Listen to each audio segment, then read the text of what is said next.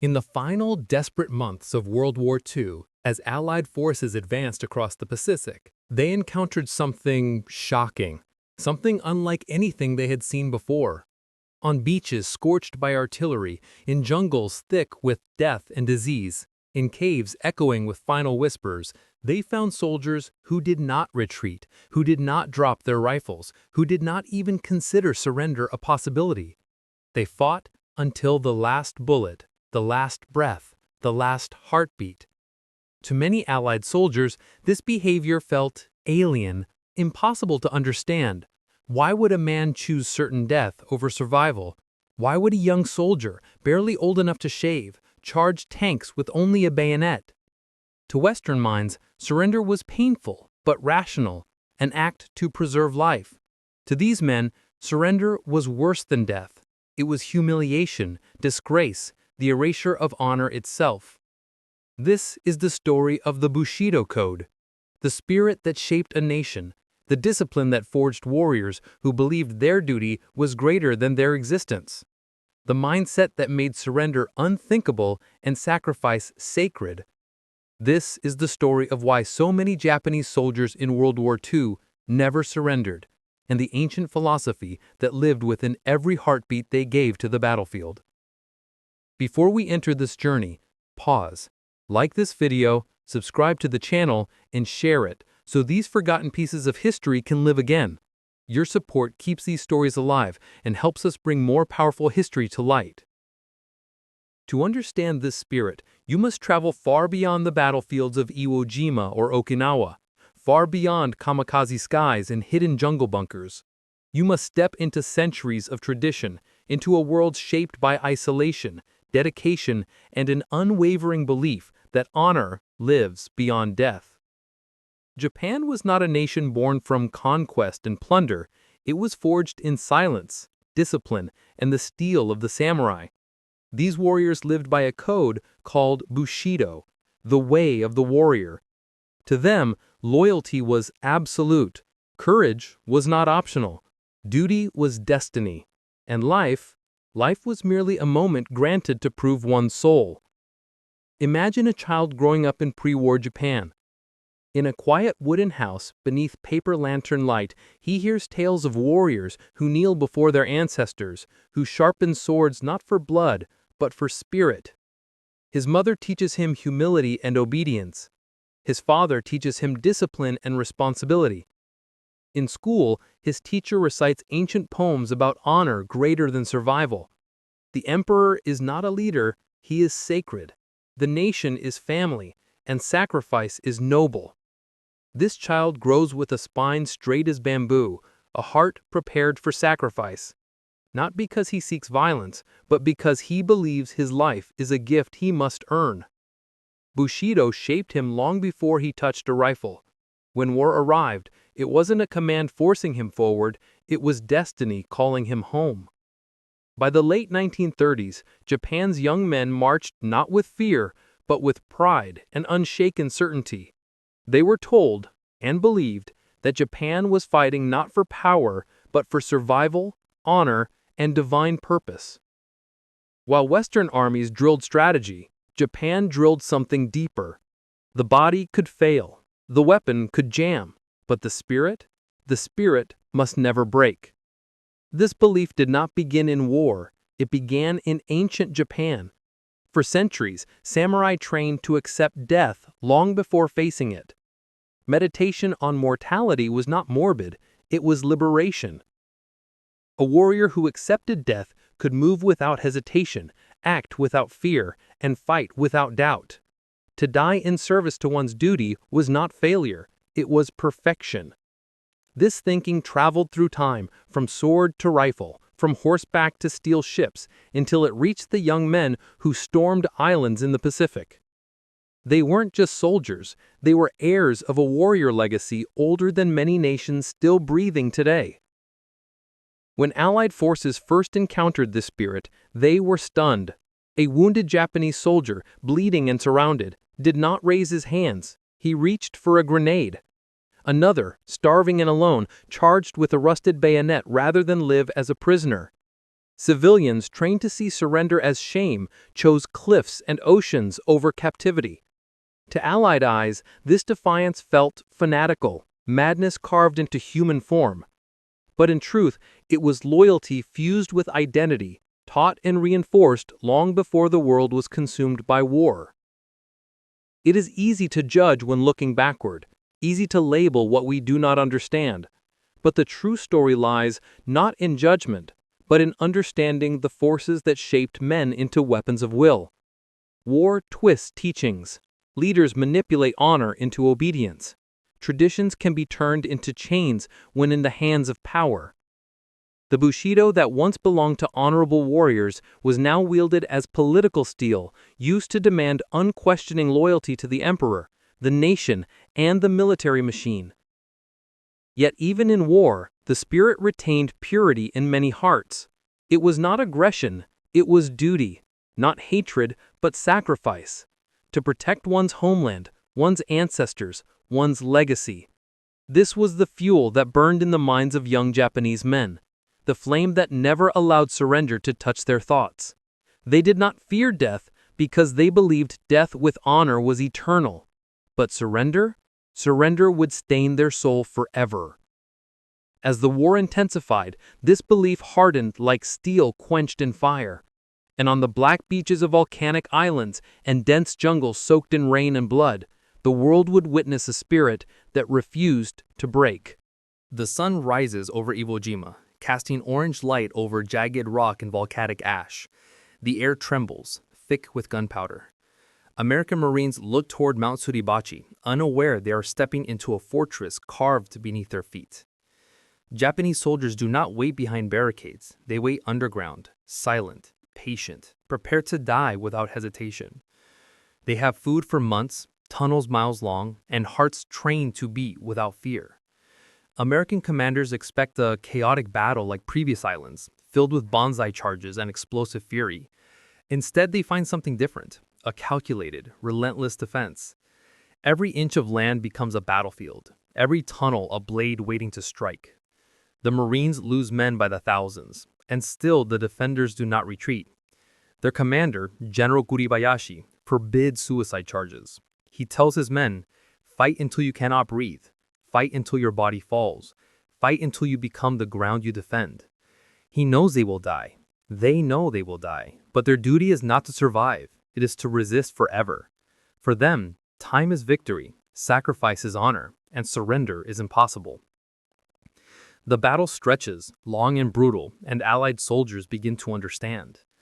These men do not fight for orders alone. They fight for meaning, identity, existence. They're not trapped. They're committed. They are not brainwashed. They are bound by ancient belief. But belief can be both light and darkness. When a man sees death as a doorway instead of an end, he becomes unstoppable and unreachable. We travel to Okinawa, where cliffs stand like silent witnesses to tragedy. Civilians, terrified by propaganda that Americans will torture and kill them, leap into the sea rather than surrender. Mothers hold children close, whispering prayers passed down through generations, believing loyalty in death is purity. This moment is not courage. It is tragedy created by fear and loyalty twisted by war. When honor becomes weaponized, innocence suffers. Bushido was born from discipline and morality, but war warped it into something mournful, something heavy, something that crushed gentle hearts under the burden of perfect loyalty. While battles raged, thousands of Japanese soldiers starved in jungles, refusing to surrender months, even years after the war ended. Some emerged decades later, believing order still lived. In their eyes, surrender was betrayal not only of nation, but of soul. They survived because surrender felt like death, and death felt like duty. What force can reach a mind that does not fear mortality? What argument can move a heart that does not believe it belongs to itself? But there is another truth, one often forgotten. These soldiers were humans. They laughed as boys, dreamed as students, carried hopes for love, family, peace. They did not pray for war. They were shaped by it.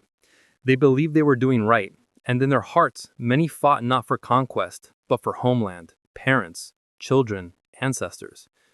The tragedy of war is not only in the violence. but in the souls it convinces they must offer themselves for a cause they do not control. Allied soldiers too were humans, doing their duty. Two worlds, two beliefs, two definitions of honor clashed in bloody hands.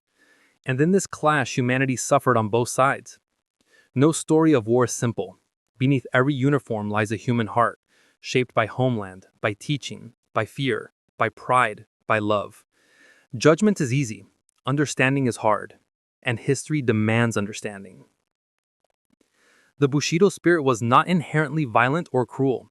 It taught righteousness, courage, compassion, respect, honesty, honor, loyalty, duty. But in wartime, values can be sharpened into blades.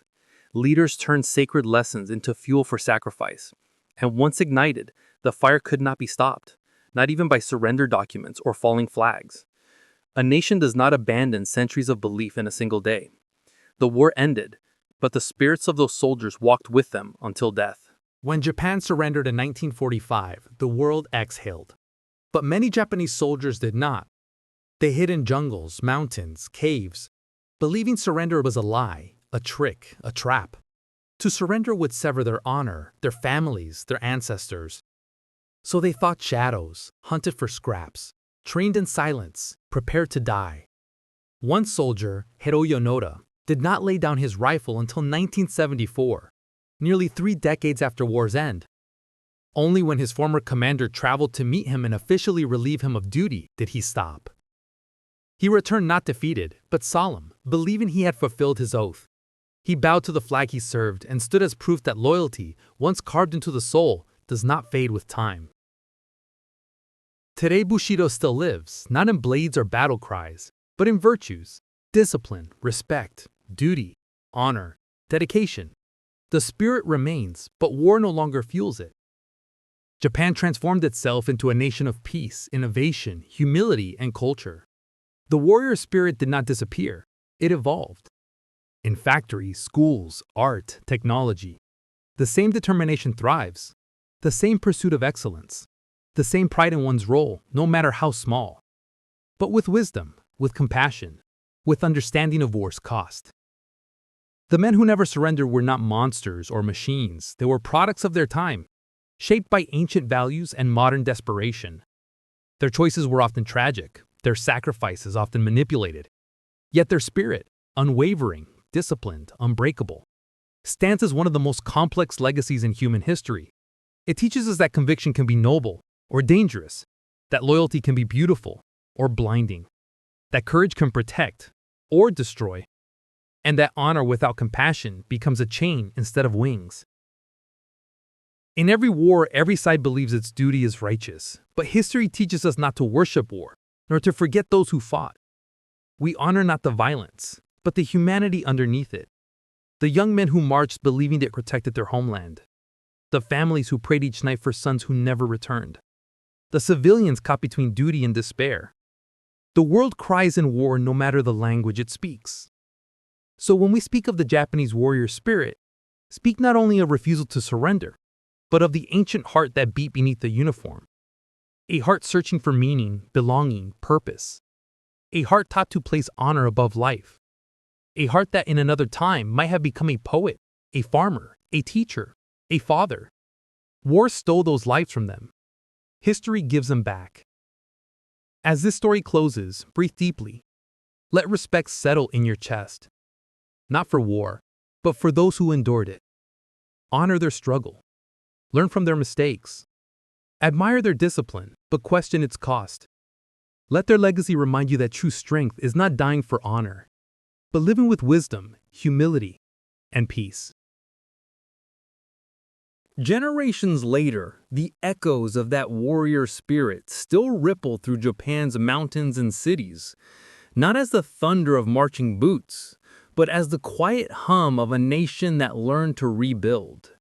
In the mist that rises from temple gardens at dawn, or monks sweep stone paths in silence, you can still feel that same unspoken discipline, the presence of something old, enduring, and proud.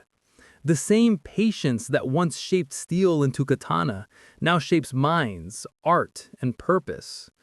The blades are gone, but their memory glimmers in the calm precision of a calligrapher's brushstroke, in the rhythm of a craftsman's hammer, in the respectful bow shared between strangers. Japan did not bury Bushido with its warriors. It carried it forward, transformed, softened, reborn. When the war ended, Japan faced a mirror it could not look away from. Cities burned, families displaced. The emperor's voice, once divine, trembled through radio static to declare surrender, a word the nation had never imagined hearing. For the first time in its long history, Japan was forced to confront not an external enemy, but itself. What had honor become? What had loyalty cost? What was left when the code that defined a nation led it to ruin? In that silence, Bushido found a new meaning. The spirit that once demanded death now sought life. The duty that once demanded obedience now demanded creation. From destruction came reflection, and from reflection, rebirth. In the ruins of Tokyo, young men and women carried buckets of ash, rebuilt homes, schools, and roads with their bare hands. Their grandparents had been samurai, their fathers soldiers, their mothers nurses and farmers who kept the nation alive through scarcity and fear. Now they became engineers, artists, and teachers. The swords had been melted, the uniforms packed away, but something invisible remained, the will to endure, the refusal to yield to despair. In that will, the Bushido spirit quietly survived, reshaped by peace. Walk through Japan today, and you can still sense it, in the way a chef sharpens his knife before slicing fish with ritual precision, in the way a gardener trims bonsai trees for decades, perfecting miniature worlds of balance and patience, in the way a commuter, exhausted from a 12-hour shift, still bows before leaving the train. These gestures may seem ordinary, but they are sacred remnants, acts of respect, born from centuries of discipline. The world calls it politeness, but beneath it lies a philosophy, the belief that even the smallest act, done with care, carries meaning. That is Bushido's true evolution, not in warfare, but in living. The world remembers the warriors who fought to the last breath, men who refused to surrender, who vanished into jungles believing their duty still called.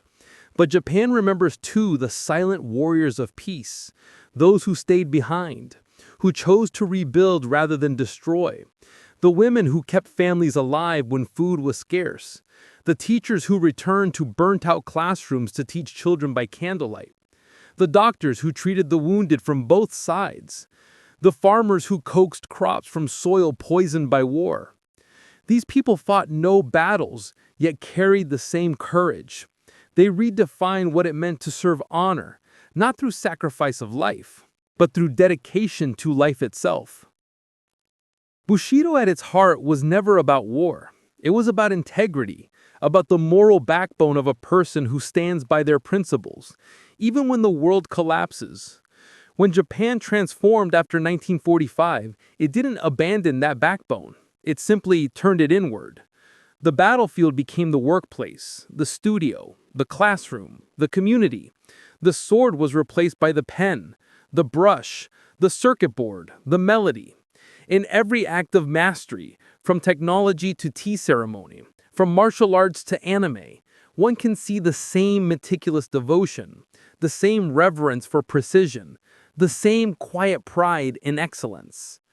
The Bushido spirit became Japan's greatest export, not as conquest, but as culture.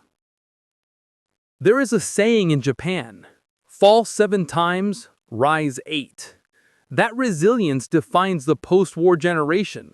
Cities like Hiroshima and Nagasaki, once symbols of devastation, became symbols of peace and innovation. Their memorials do not glorify war. They mourn it. They teach. They remind. Every paper crane folded by a child is a prayer for peace, for memory, for the future. This too is Bushido, a promise kept not to an emperor or to a code, but to humanity itself. In the decades that followed, Japan's transformation astonished the world. From ashes, it became one of the leading nations of technology, art, and design. But beneath the neon lights and skyscrapers, the quiet dignity of the old ways remains.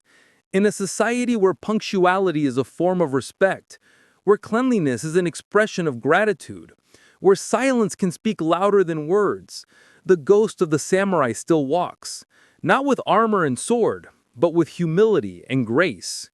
It watches over a people who learn that strength is not in domination, but endurance, that victory is not in defeating others, but in mastering oneself. Still, there is a melancholy beauty in Japan's relationship with its past. The shrines and memorials scattered across the country aren't relics, they are reminders. They whisper that pride, when unbalanced by empathy, can destroy as much as it builds. They remind that every most honorable intentions can be twisted by power. Every generation that walks those grounds feels both pride and sorrow. Pride for the resilience, sorrow for the cost. In this balance lies Japan's wisdom, to remember without repeating. Some say the Bushido spirit is fading, that the modern world with its noise and haste leaves no room for such quiet virtues. But perhaps the spirit has only changed form. Today it exists in the dedication of a nurse who works through exhaustion to care for her patients, in the artist who perfects a single brushstroke for hours, in the athlete who bows to their opponent before and after a match, in the engineer who refuses to release a design until it meets their highest standards. These are the heirs of the samurai, not warriors of war, but warriors of purpose. And perhaps that is the greatest transformation of all, that a philosophy born in battle could survive peace, that a code written in blood could become a language of compassion. The Bushido of today teaches balance, courage with kindness, honor with humility, loyalty with empathy. It asks not for sacrifice, but for awareness, not for blind obedience, but for thoughtful duty. It is no longer about dying for what you believe. It is about living fully in alignment with it. The story of Japan's warrior spirit is not a tale of endless conflict, but of evolution. It is a story of a people who learn that true power lies not in the sword, but in the hand that chooses when to draw it, or when to let it rest. It is a story that belongs not just to Japan, but to humanity, because within it lies a universal truth. Every culture has its Bushido. Every person faces their own battle between pride and peace, between fear and courage, between destruction and creation. The question is not whether we fight, but what we fight for. And so, as the sun sets over Japan's islands, casting gold light over temples, rivers, and cities that pulse with life, we are left with reflection and gratitude. The warrior spirit that once burned so fiercely has found a gentler flame. It lives not in the echo of gunfire, but in the laughter of children, the rhythm of trains, the art of patience. It lives in the bow before a meal, the silence before a storm, the calm before creation. It reminds us that every generation can be reborn, that even from the darkest chapters, beauty can rise.